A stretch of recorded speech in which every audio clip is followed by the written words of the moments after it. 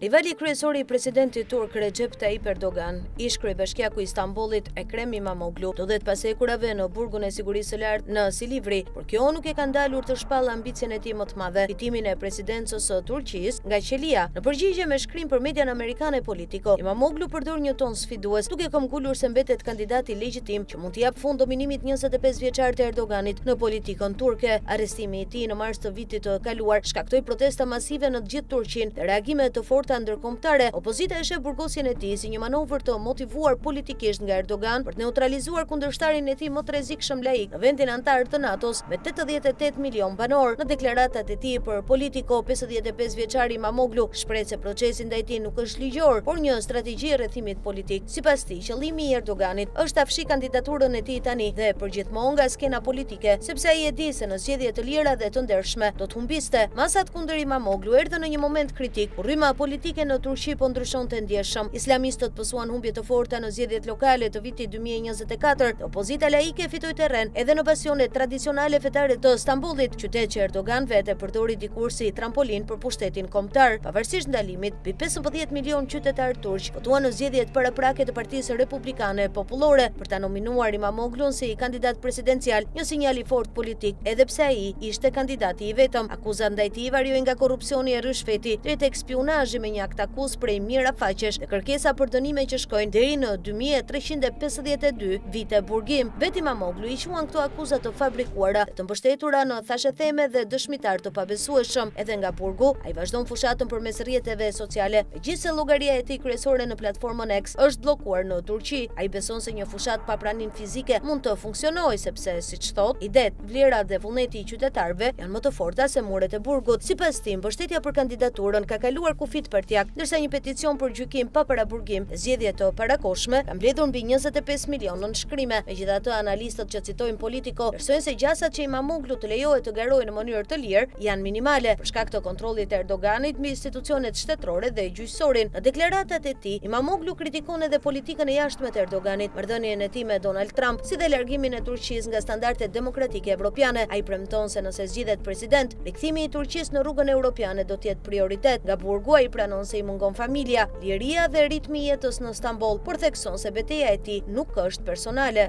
Çështja nuk janë muret për rreth meje, shkruan ai, por ardhmja demokratike e Turqisë.